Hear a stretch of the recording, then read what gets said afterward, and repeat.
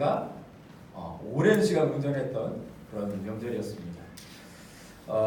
제가 주일날 예배드리고 월요일부터 용인을 갔다가 그 다음날 인천을 갔다가 그리고 그날 평창을 또 갔습니다.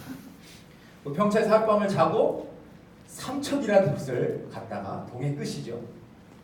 삼척을 갔다가 또 장모님이 계신 김천을 갔다가 그리고 서울로 올라왔습니다. 그냥 들으시기만 해도 목사님 정말 홍길동이시구나 뭐 이런 생각하시는 분도 계시리라 생각됩니다. 참 많은 곳을 다녔습니다. 차를 타고 가족들과 많은 곳을 다녔는데 다니면서 참 좋았던 것은 그동안 정말 뵙고 싶었던 분들을 뵙고 또 인사하고 함께 믿음 안에서 교제했던 것이 참 너무 좋았어요. 참 행복했습니다. 그런데 그렇게 제가 정신없이 이렇게 돌아다니면서 하나님께서 제게 말씀을 보게 하셨는데 특별히 아침마다 큐티를 하고 말씀을 보게 하셨는데 2월 5일과 6일 그 큐티 본문의 말씀이 제 안에 큰 은혜로 다가왔습니다. 그 큐티 본문 말씀 오늘 저희가 함께 읽은 본문입니다. 어떤 내용이 있습니까? 바로 예수님을 믿는 자들을 핍박했던 그 사울이 회심하고 거침없이 복음을 전하기 시작하는 그 장면들을 하나님께서 그 설날 아침에 묵상하게 해주셨습니다. 그런데 묵상하면서 제 안에 하나님께서 어떤 은혜를 주셨냐면 사도 바울이 처음에 회심하고 예수 그리스도를 담대하게 전했을 때 그가 특출나고 그가 대단하고 그가 뭔가 좋은 것들을 가지고 있어서 그렇게 거침없이 복음을 전했던 게 아님을 하나님께서 보게 해주셨어요. 그러면서 그 말씀을 통해서 무엇을 깨닫게 해주셨냐면 한 사람이 복음을 담대하게 전하는 데 있어서 그에게는 반드시 동역자가 필요하다라는 것을 알게 해주셨습니다. 그래서 오늘 저는 제가 묵상하고 제가 깨달은 부분들을 오늘 이 시간 좀 나누기를 원합니다. 저희가 올 한 해 담대하게 복음을 전하는 해로 그렇게 표어를 정하고 지금 달려온 지도 지금 한 달이 넘었습니다. 그런데 우리가 이 복음을 전하는 사역을 감당하기 위해서는 반드시 우리 안에 깨닫고 우리가 반드시 인식해야 될 사람들이 있고 또 능력의 하나님이 계신다는 것을 우리가 알아야 이 귀한 사역을 끝까지 감당할 수 있다는 것을 깨닫게 되었습니다. 그래서 오늘 그 부분을 우리 이 시간 함께 좀 나누기를 원합니다. 여러분 오늘 본문에 보시면 이 세상에서 복음을 거침없이 전하고 오직 예수 그리스도라는 단어를 세상에 남긴 바울이 나옵니다. 그의 이야기가 시작됩니다. 그런데 여러분 우리 사울 이 이름이 왜 그렇게 사울에서 바울로 바뀌었나라는 것을 많은 분들이 궁금해하실 텐데요. 사울은 히브리식 이름입니다. 네. 그래서 히브리 사람들은 사울이라고 불렀어요. 그러나 이제 바울은 로마식 이름입니다. 네. 그런데 바울은 그 전에 사울이라는 이름을 썼다가 그가 예수님을 만나고 난 다음에 그 뒤에 보면 이제 바울이라는 이름이 계속해서 나옵니다. 왜 그랬냐면 바울은 하나님께서 그를 부르실 때 이방인의 사도로 부르셨어요. 그래서 그는 유대인들에게 복음을 전하는 자가 아니라 물론 유대인들에게도 전했지만 그의 주 대상은 이방인이었습니다. 그래서 그 이방인들이 부르기 쉬운 이름 바울이라는 이름을 그가 사용했다는 것을 알 수 있죠. 그래서 저는 오늘 바울이라는 이름을 가지고 말씀을 좀 전하려고 합니다. 여러분 바울이 다메섹에서 부활하신 예수님을 만나고 났을 때 그는 어떤 느낌을 받게 됩니까? 굉장한 두려움을 받게 됩니다. 그리고 그는 갑자기 예수님이 나타나실 때 그 빛으로 인해서 시력을 잃어버리고 그는 사흘 동안 먹지도 마시지도 못했다라고 성경은 말합니다. 왜 그랬을까요? 왜 식음을 전폐하는 그런 시간들을 보냈을까요? 그 이유는 그가 조롱하고 핍박했던 예수님이 진짜 살아계신다는 것을 그가 체험했기 때문입니다. 자신은 하나님을 믿는다고 했지만 예수님이 나의 구원자요, 나의 주님 되심을 그는 인정하지 않았습니다. 왜 그랬냐면 그는 신명기 21장 23절 보시면 이런 말씀이 있습니다. 그 시체를 나무 위에 밤새도록 두지 말고 그날에 장사하여 내 하나님 여호와께서 내게 기업으로 주시는 땅을 더럽히지 말라. 그래서 뭐라고 말합니까? 나무에 달린 자는 하나님께 저주를 받았음이니라 라고 말했습니다. 바울은 이 말씀을 분명히 알았을 것입니다. 바울은요, 구약의 말씀들을 꿰뚫고 있었던 그런 사람이었어요. 그래서 신명기 이 말씀을 분명히 알았을 거예요. 그래서 어떻게 생각했습니까? 아니 어찌 하나님의 아들 메시아가 이 땅에 와서 나무에 달려서 그 십자가에 달려서 하나님께 저주를 받아 죽을 수 있는가? 하나님은 그럴 수 없다는 겁니다.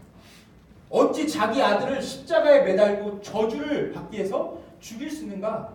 그래서 예수님은 메시아가 아니다, 하나님의 아들이 아니다라고 그렇게 생각했을 것입니다. 그런데 그 예수님이 갑자기 눈앞에 나타나셔서 뭐라고 말씀하셨습니까? 사울아, 네가 어찌 나를 박해하느냐? 라고 물으셨을 때 그때 그의 심정은 아마 장난이 아니었을 것입니다.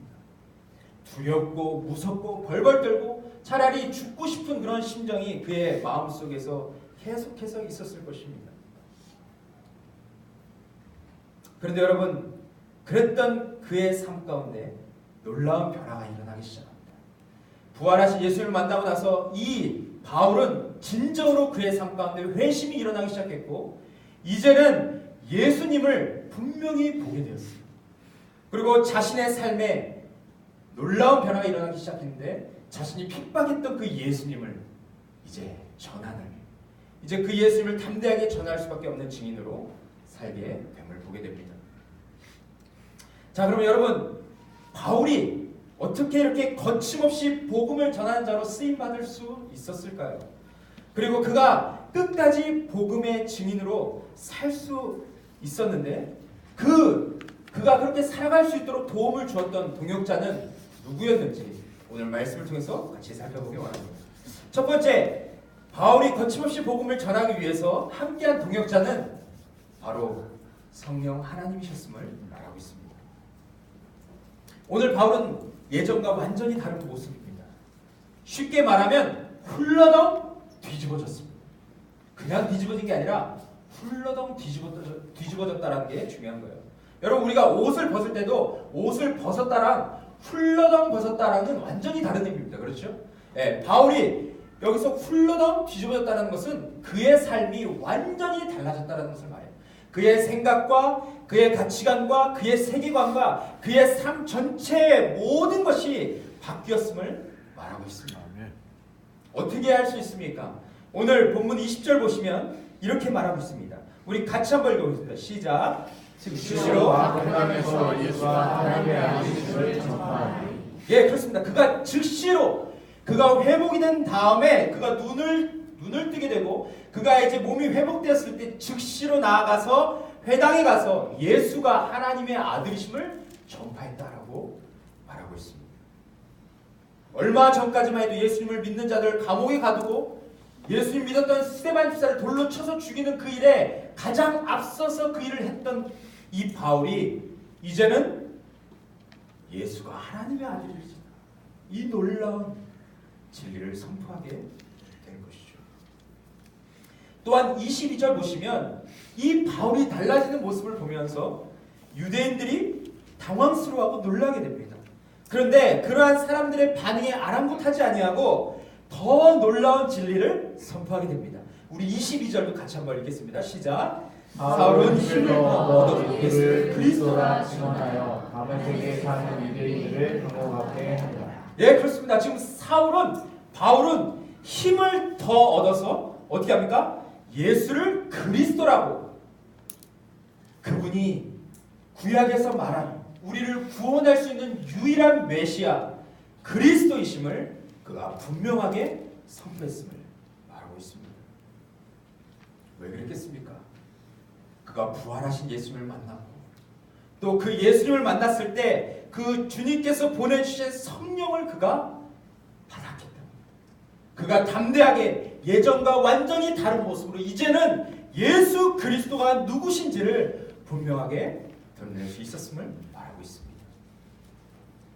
오늘 본문의 17절 18절에서도 그것을 이야기하고 있습니다. 17절 18절에 뭐라고 얘기하고 있습니까? 아나니아가 떠나 그 집에 들어가서 그에게 안수하여 이르되 형제 사울아 주 곧 내가 오는 길에서 나타나셨던 예수께서 나를 보내어 너로 다시 보게 하시고 성령으로 충만하게 하신다. 이렇게 이야기했습니다. 그리고 어떤 일이 벌어집니까?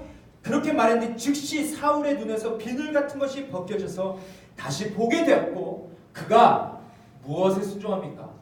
심내에 순종하게 됩니다. 나는 예수 그리스도와 함께 죽었고 예수 그리스도와 함께 살게 된 자임을 많은 사람들 앞에서 그가 선포하게 된 것이죠. 여러분, 그가 이 바울이 성령님을 받았을 때 무엇을 깨달았다라고 말하고 있습니까?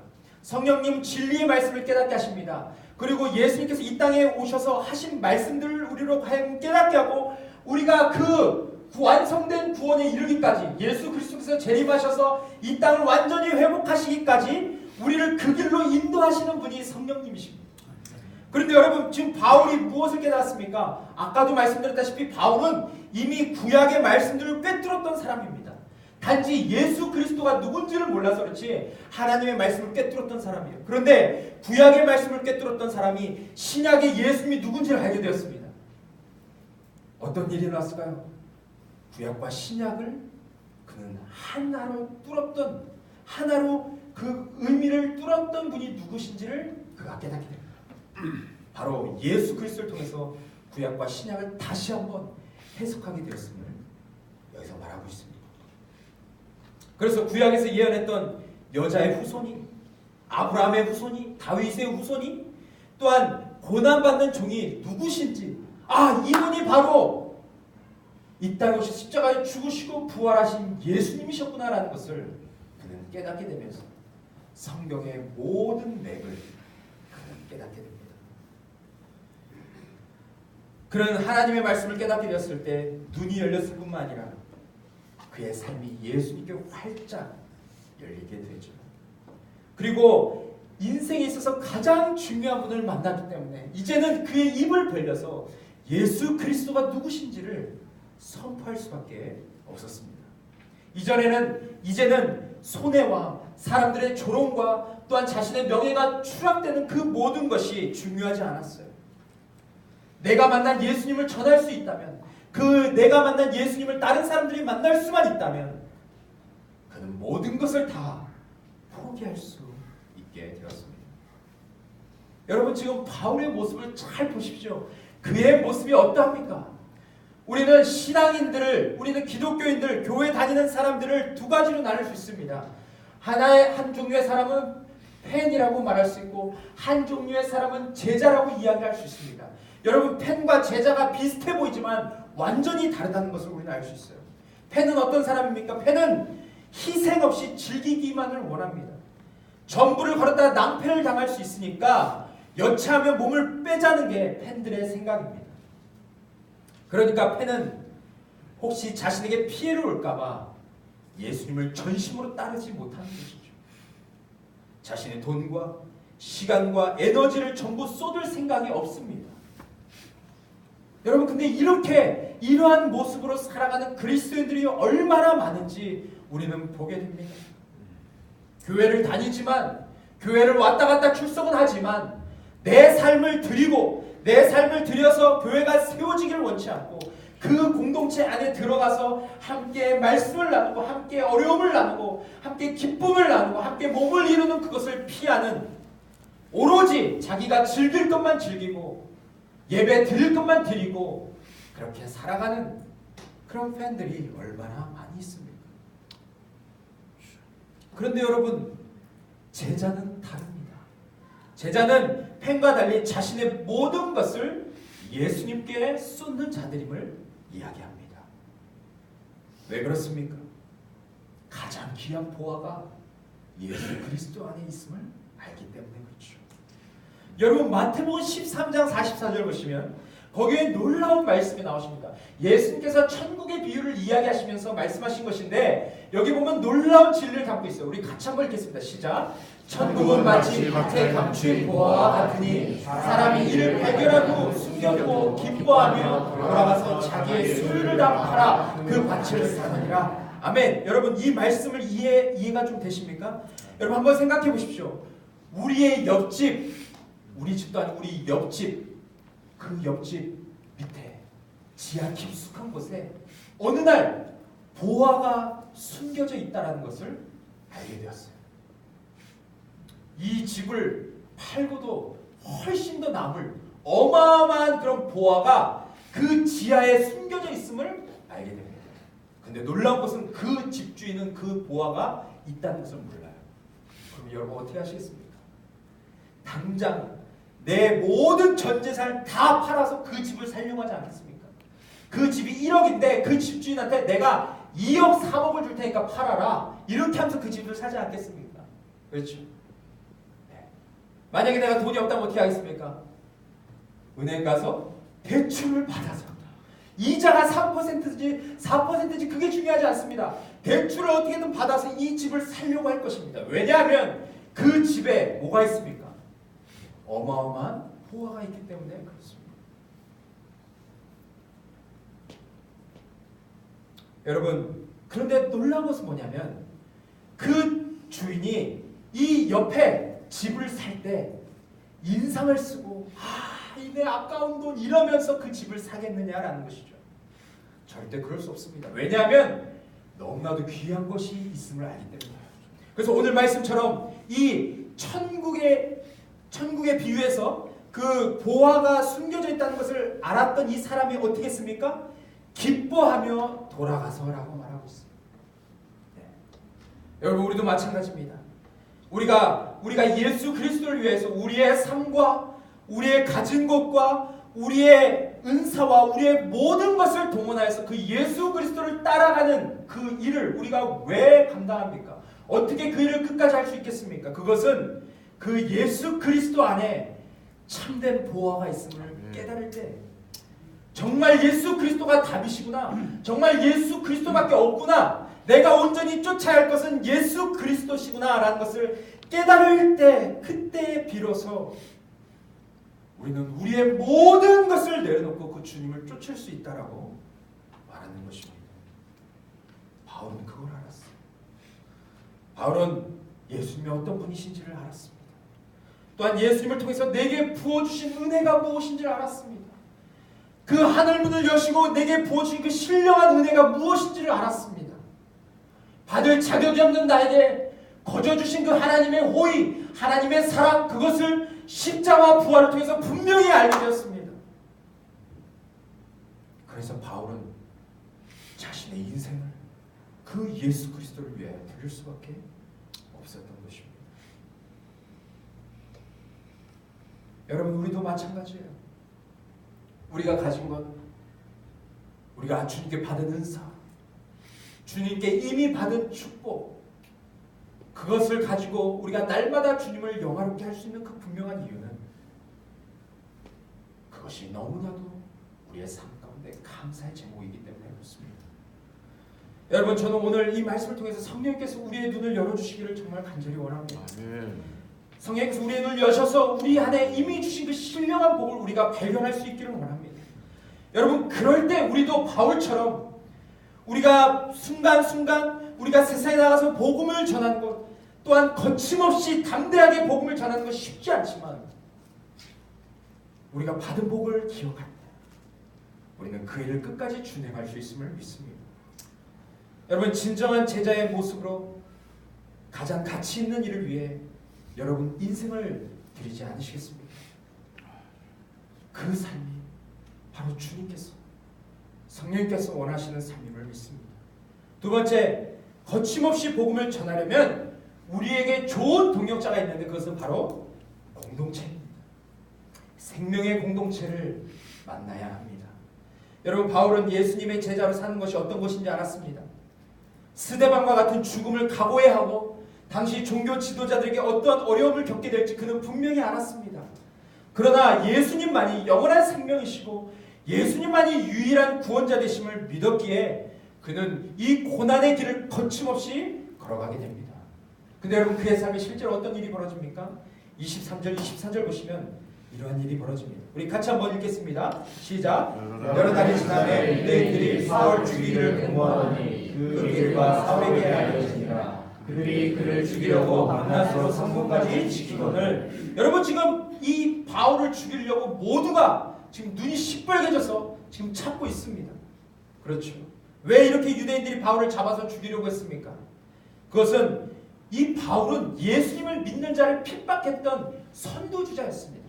가장 그 일을 열심히 했습니다. 열정을 다해서 그의 온 삶을 다해서 예수님 믿는 자를 핍박했던 사람입니다. 그런데 갑자기 그가 돌변하여서 예수님이 정답이라고 하니 여러분 예수님을 십자가에 못 박은 이 유대인들은 어떻게 되는 것입니까? 유대인들이 봤을 때 바울은 용서할 수 없는 배신자였습니다. 여러분 예전에 신천지에도 이와 같은 일이 일어났습니다. 신천지 이만희의 오른팔이었던 신현욱 목사가 있습니다. 저 목사님이신데 저 목사님은 신천지의 교리와 단체의 비리를 세상에 알리고자 신천지에서 나와서 그것을 공개했습니다. 그는 CBS에서 폭로한 신천지에 빠진 사람들이라는 그 프로그램에서 신천지가 하고 있는 그 행위들, 그들이 얼마나 끔찍한 일들을 하고 있고 기독교인들을 조롱하고 있는지, 기독교인들을 얼마나 그들이 잘못된 교리로 빠지게 하고 있는지를 이야기했습니다. 이것을 못 보신 분들은 보셨으면 좋겠어요. 그런데 거기에서 무엇을 말하고 있냐면 그들의 교리가 얼마나 끔찍하고 그들의 교리가 얼마나 무서운지를 그는 계속해서 반복해서 이야기합니다. 그리고 그는 지금까지 구리 이단 상담소에서 소장을 일하면서 이단에 빠져서 제대로 된 신앙생활을 할 수 없는 그런 사람들을 말씀으로 치유하고 회복해서 건강한 그리스도를 살 수 있는 그 일에 이 목사님은 삶을 바쳐서 그 일을 감당하고 계십니다. 그런데 여러분 한번 생각해 보십시오. 이 신현욱 목사님이 신천지의 그 비밀, 그 비리를 폭로했을 때 그 신천지의 교주인 이만희와 그의 지도자들이 어떠했겠습니까? 완전히 뚜껑이 열리고 정말 죽이고 싶은 마음이 들지 않았겠습니까? 그런데 이처럼 여러분 바울의 회심도 이와 같은 영향력을 미치게 되었습니다. 그랬으니 유대인들이 바울을 죽이려고 했던 것은 너무나도 당연한 일이었죠.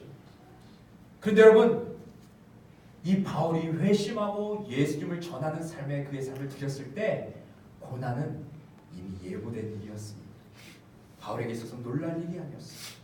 우리 한번 같이 보겠습니다. 사도행전 9장 16절 보시면 이런 말씀이 있습니다. 같이 읽겠습니다. 시작. 그가 내 이름을 위하여 얼마나 고난을 받아야 할 것을 내가 그에게 보이리라 하시니. 예수님은요 바울을 변화시킬 때 이미 바울에게 이야기했습니다.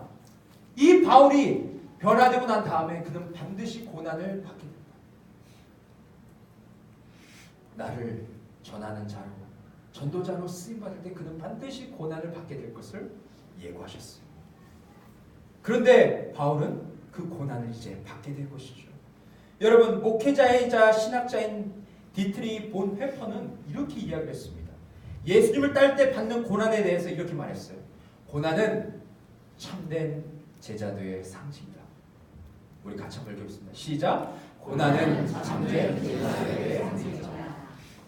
여러분 우리가 예수님의 제자라면 이 목사님의 말에 의하면 이 신학자의 말에 의하면 우리가 고난받는 것은 당연한 것이다라는 거예요. 우리가 예수님의 제자로 부르심을 받았다면 우리가 이 세상에 살아갈 때 고난을 당하는 것은 너무나도 지극히 당연한 것이다라고 말하는 것입니다. 바울도 그의 삶에 고난이 임했습니다. 그는 담에색을 빠져나가지 못하고 지금 잡혀서 죽을 수 있는 그런 상황 가운데 그는 처해져 있습니다. 밤낮으로 사람들이 성문을 지키고 있습니다. 바울을 찾으면 죽이려고 눈에 불을 켜고 바울을 찾고 있습니다. 그런 고통 가운데 그는 서 있습니다. 그런데 여러분 놀라운 것은 이러할 때 또 한 번의 구원의 손길이 그에게 미칩니다. 우리 22절 보시면 뭐라고 되어 있습니까? 그의 제자들이 밤에 사울을 광주리에 담아 성벽에서 달아내리니라 라고 말하고 있어요. 네, 정말 이 절망적인 상황 속에 누가 있었습니까? 바로 예수님의 제자들이 있었습니다. 그들은 바울이 회심하고 변화된 모습을 옆에서 지켜봤습니다. 그리고 그를 돕기를 원했는데 그를 도울 수 있는 상황이 발생된 것이죠. 그래서 예수님의 제자들이 그 바울을 광주리에 담아서 그 성벽에서 내려서 그를 살려주었던 것입니다. 여러분 한번 생각해 보십시오. 바울이 나중에 위대한 복음의 전도자로 쓰임을 받게 됩니다. 이 한 사람 통해서 이스라엘과 중동과 유럽에 놀라운 이 예수 그리스도의 복음이 전파되게 됩니다. 그런데 그가 죽음의 위협 가운데서 생명의 공동체의 도움을 받았을 때 그의 마음에 어떠한 마음이 들었겠습니까? 그의 마음에 있는 복음의 열정이 더 불타오르지 않았겠습니까? 또한 나와 함께 복음을 전하는 자들이 또한 있다라는 것에 그가 정말 기쁨으로 이 사역을 계속해서 감당할 수 있지 않았겠습니까? 저는 이번 설 전에 요양병원에 계신 한 모치님을 찾아뵈었습니다. 여러분도 잘 아시는 분입니다. 바로 유봉호 목사님 어머니이십니다. 한경자 모치님을 제가 뵙고 왔는데 제가 갑자기 이분을 찾아뵙게 된 그런 계기가 있습니다. 제가 1월 달에 삼천포와 부산과 당진에 신방을 다녀올 때 부산에 가서 제가 유봉호 목사님을 뵙고 왔습니다. 저희 교회 우리 안효건 지사님 가정을 다시 보내주셔서 감사하다라는 인사를 드리고 또 우리 재원이를 제가 잘 돕겠다고 또 인사를 드리면서 목사님과 교제하던 중에 목사님께서 그런 얘기를 하시는 거예요. 어머님이 3번 요양병원에 계신다. 저는 전혀 몰랐습니다. 그리고 늘 연세가 많으셔도 버스를 타시고 종합교 와서 그렇게 맨 앞에 와서 예배를 드리셨던 모습이 생생했기 때문에 그분이 아프셔서 요양병원에 계신다는 것을 제가 상상할 수가 없었습니다. 그런데 소식을 들어보니까 찻잔을 정리하시다가 거기서 다리를 잘못 뒤셔서 떨어지셔가지고 허리를 다쳤는데 그 허리 다치신 것이 통증의 여파로 인해서 다리까지 쓰지 못하시게 된 이유를 이야기해 주셨어요.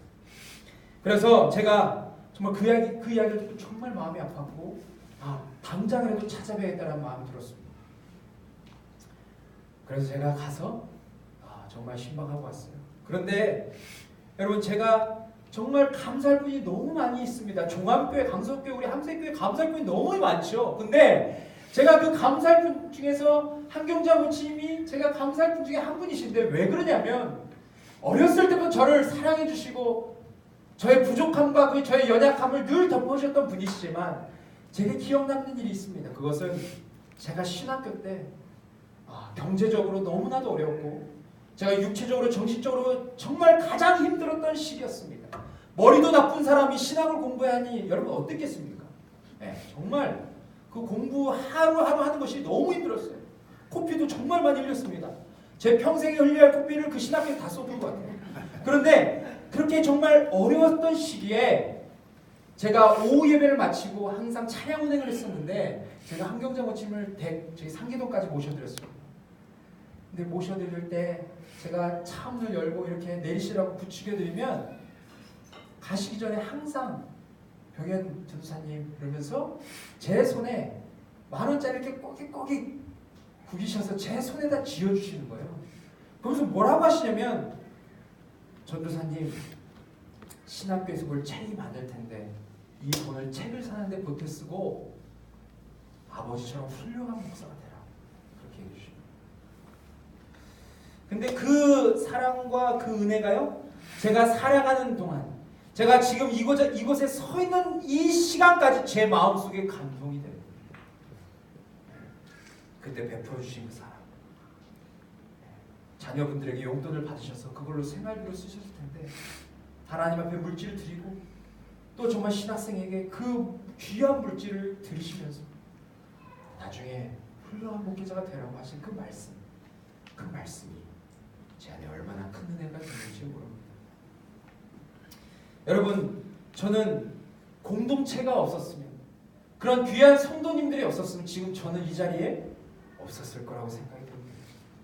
지금도 마찬가지입니다. 제가 지금 이곳에서 담대하게 복음을 전할 수 있는 그 분명한 이유는 저와 함께 동역하고 있는 우리 사랑하는 집사님들과 우리 성도님들이 계시기 때문이고, 지금도 여러분들이 목회자로서 기도해 주시고 또 물심양면으로 후원해 주시기 때문에, 공동체가 있었기 때문에 저는 담대하게 복음을 외칠 수 있다라고 생각합니다.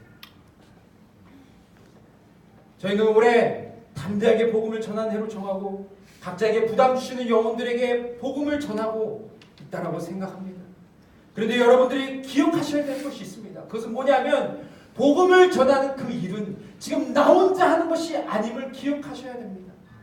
그 일은 절대 나 혼자 감당한 일이 아닙니다. 여러분들이 어디선가 복음을 전하실 때 그곳에 함께 기도하는 동역자들이 있고 목회자가 있고 중보기도팀이 있습니다. 우리 여러분들이 복음을 전해서 영혼이 구원받을 때 그 한 영혼이 구원받았음을 가장 기뻐하는 공동체가 있음을 여러분들은 기억하셔야 됩니다. 우리는 나와 함께 사역하는 생명의 공동체가 있음을 기억할 때 우리는 거침없이 담대하게 복음을 전할 수 있음을 믿습니다. 마지막 세 번째로 우리가 거침없이 복음을 전하려면 귀한 동역자가 있음을 알아야 합니다. 어떤 동역자입니까? 바나바와 같은 사람이 있어야 함을 우리는 기억합니다. 바나바와 같은 사람이 있음을 우리는 기억해야 됩니다. 여러분, 지금 바울은 제자들의 도움으로 다메섹을 탈출해서 예루살렘에 도착합니다. 예루살렘에 도착하자마자 그가 찾았던 곳은 어디입니까? 바로 예수님의 제자들이 모였던 곳입니다. 그런데 한번 생각해 보십시오. 이 당시에 예루살렘에 있는 제자들, 그들이 자신들을 핍박하고 예수 그리스도를 믿는 자들을 핍박했던 바울이 전도자가 되었다는 말을 들었을 때 그것을 믿을 수 있었을까요? 그렇게 잔인하고 악랄했던 사람이 갑자기 한순간에 바뀌었다는 이야기를 들었을 때 그들이 그것을 믿을 수 있겠느냐라는 것입니다. 근데 그들은 믿지 못했을 겁니다. 자신들도 예수님을 만나고 그렇게 삶이 변화되고 이제 새로운 삶을 시작하게 되었으면서 바울이 변했다라는 그 말은 그들이 믿기가 싫었을 거예요. 그래서 여러분, 제자들의 반응 어땠습니까? 26절 보시면 이런 말씀이 있습니다. 그들이 다 두려워하여 그가 제자됨을 믿지 아니했다라고 말하고 있어요. 이것은 어찌 보면 당연한 반응일 수 있습니다. 얼마 전에 시대한 집사님을 돌로 쳐서 죽였던 그 사람이 갑자기 어떻게 예수님의 제자가 되었다고 하는가? 누가 믿을 수 있겠습니까? 이건 너무나도 무서운 상황이었을 것입니다. 어찌 보면 제자들은 그 인간적인 생각에서 벗어나지 못하고 계속해서 의심하고 믿지 못하는 모습을 보이게 됩니다. 하지만 이때 여러분, 놀라운 것은 한 사람이 등장하는데 그 사람의 이름은 무엇입니까? 위로의 아들이라는 뜻을 가진 바나바였습니다.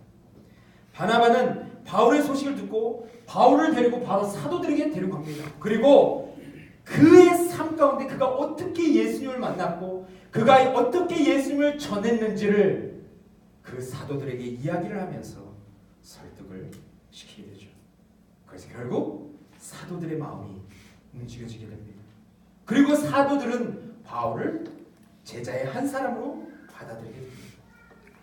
이렇게 여러분, 바나바의 도움을 통하여서 바울은 그가 예수님의 제자의 길을 걷게 되었음을 우리는 알게 됩니다.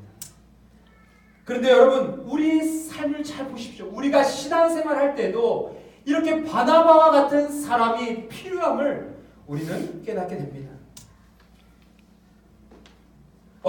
그 사람이 어떠한 사람이든, 그 사람이 어떠한 삶을 살았든, 그 사람이 어떠한 죄를 지었든 예수님을 영접했다면 그 사람의 허물과 죄를 덮어줄 수 있는 사람이 필요하다는 것입니다. 한번 생각해 보십시오, 여러분.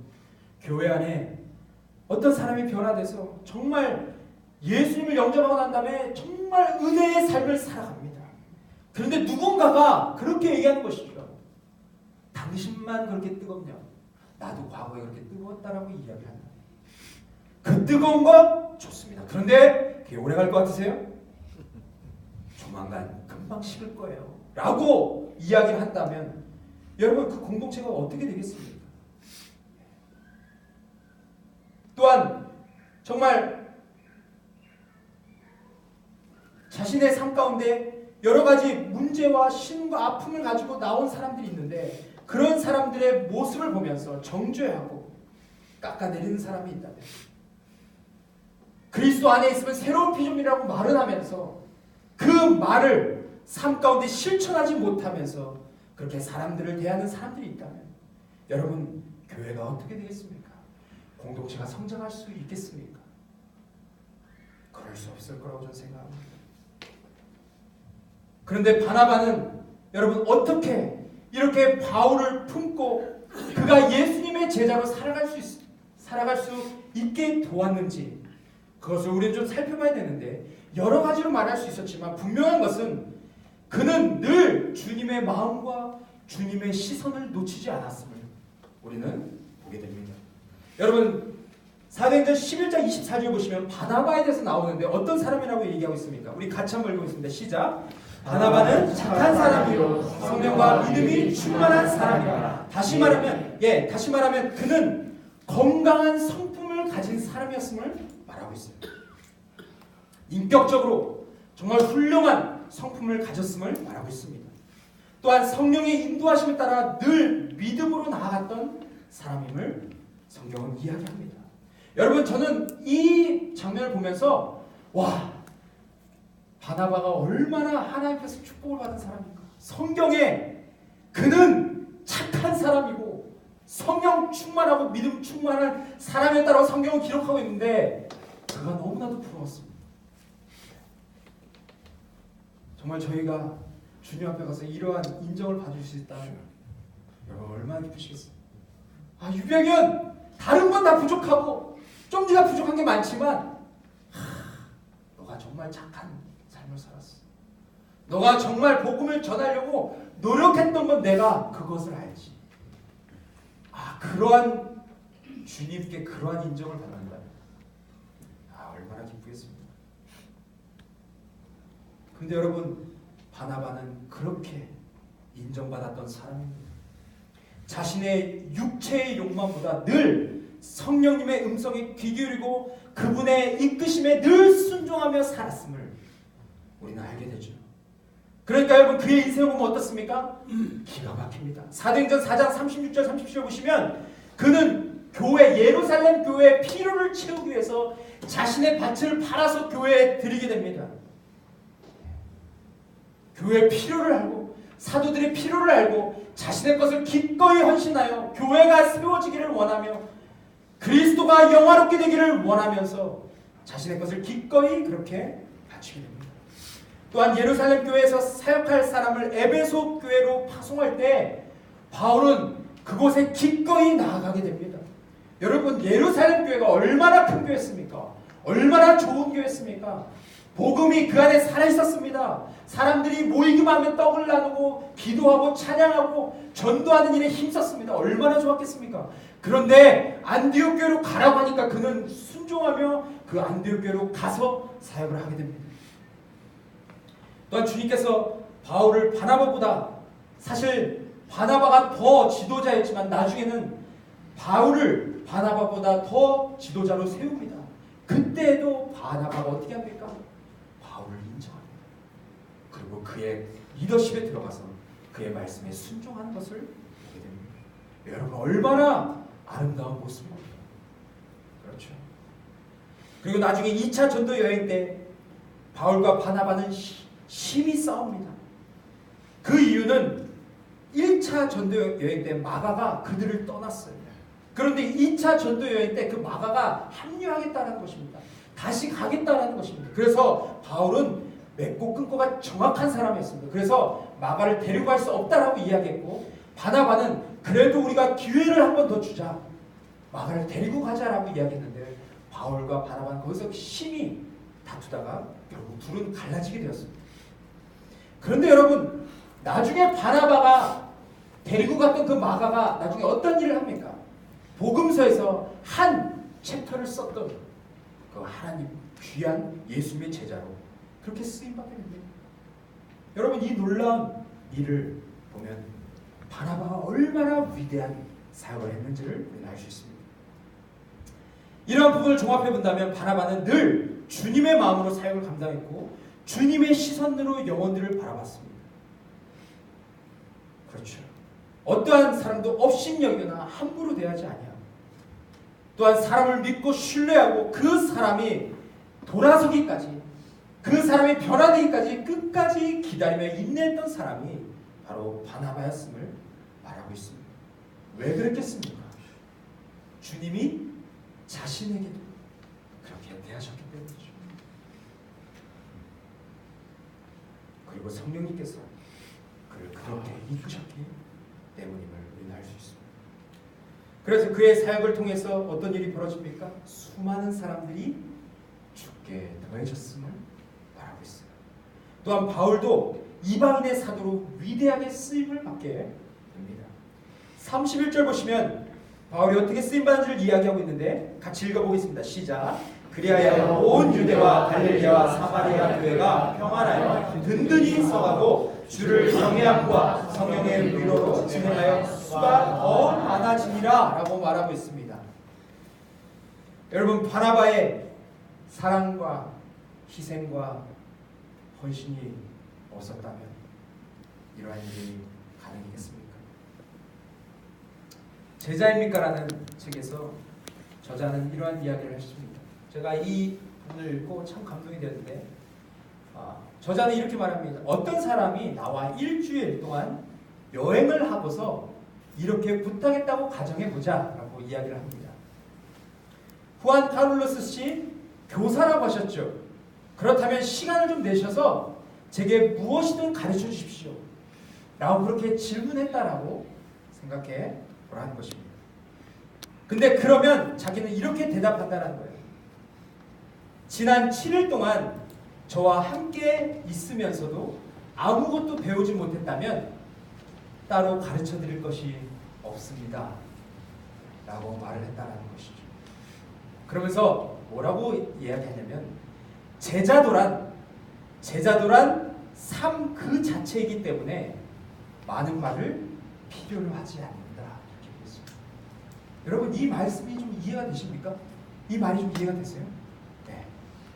제자는요 말을 많이 해서 제자가 아니라 그의 삶을 통해서 주님을 드러내는 사람들이 제자라는 것입니다. 여러분 저는 군대에서 정말 2년 동안 군생활을 같이 하는 병사들을 봤습니다. 그들이 밥을 몇 끼를 같이 먹냐면 제가 계산해 보니까 한 2,000끼를 같이 먹습니다.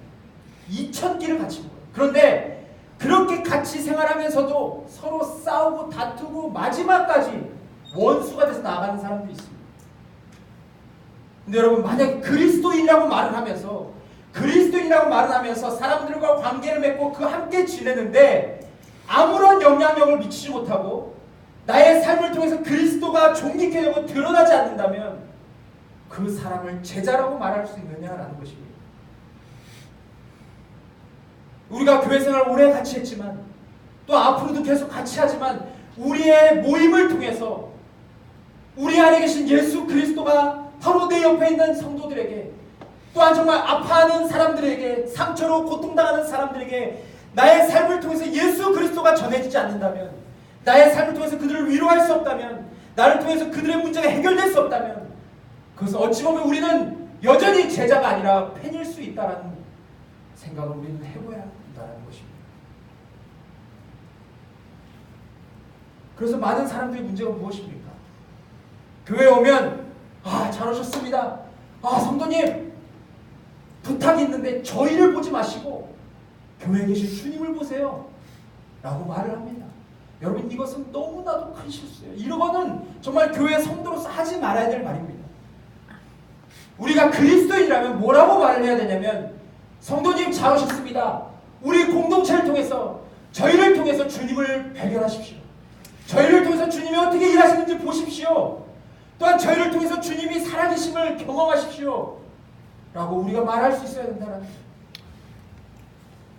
그것이 진짜 제자의 모습이다라는 것입니다. 지금 우리의 모습을 한번 살펴보십시오. 지금 우리는 어떤 사람입니까? 우리는 공동체에서 어떤 역할을 감당하고 있습니까? 우리는 복음의 증인으로 살려고 하는 자들에게 어떤 유익을 끼치고 있습니까? 정말 바나바처럼 누군가가 복음의 증인으로 살아갈 수 있도록, 그들의 복음을 당대히 외칠 수 있도록 그렇게 그들에게 길을 열어주고, 그들에게 필요를 채워주고, 그들을 진정으로 도울 수 있는 그런 삶을 우리가 살고 있느냐, 우리 자신을 한번 살펴보기를 원합니다. 저는 정말 우리 교회 모든 성도님들이 바나바와 같은 그런 사역자가 되기를 소망합니다. 그렇게 사역할 수 있기를 원합니다. 우리가 주님을 아는 만큼 우리의 삶 가운데 그 주님을 드러내는 삶을 살기를 원하고, 또 바나바가 그러했듯이 우리가 깨달은 만큼, 우리가 예수 그리스도를 아는 만큼, 우리가 예수 그리스도를 경험한 만큼 우리의 삶 가운데 그 복음을 살아내는 자로 그렇게 쓰임받기를 원합니다.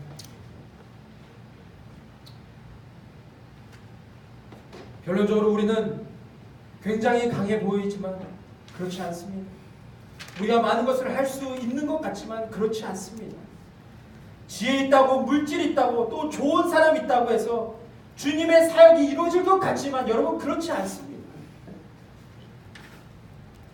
중요한 것은 주님께서 우리에게 사역할 수 있도록 붙여주신 것을 놓치면 우리는 사역할 수가 없습니다. 그것이 무엇입니까? 오늘 말씀에서 우리 함께 나눈 것처럼 첫째로는 우리에게 아무리 좋은 것이 있다 할지라도 성령님이 함께 하시지 않으면 우리는 복음 사역을 할 수 없고, 두 번째로 생명 공동체가 없다면 우리는 잠시 잠깐 복음을 전할 수 있겠지만 그 일을 지속할 수는 없게 될 것입니다.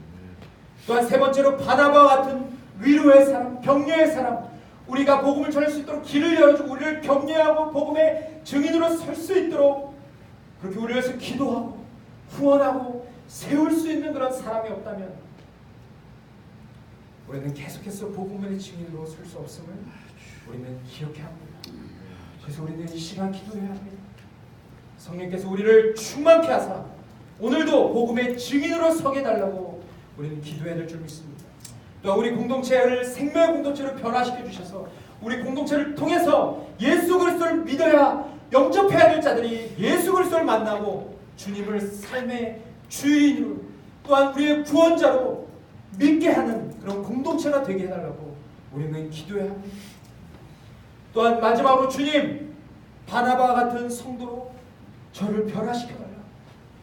제 안에 여전히 가시와 같은 모습이 있고, 제 안에 여전히 죄악된 모습들이 있고, 여전히 사람들과 어울렸을 때 사람들에게 상처 주고 아픔 주고 문제를 일으키는 부분들이 제 안에 있지만 성령께서 오늘 제게 역사하셔서 바나바와 같은 그런 주님 닮은 인격과 주님 닮은 믿음과 성령의 충만을 허락해달라고 난 그렇게 주님 앞에 기도해야 될 줄 믿습니다. 아멘. 그렇게 나아가는 여러분과 제가 되기를 소망합니다. 아멘. 아멘. 우리 시간 함께 좀 찬양하시면서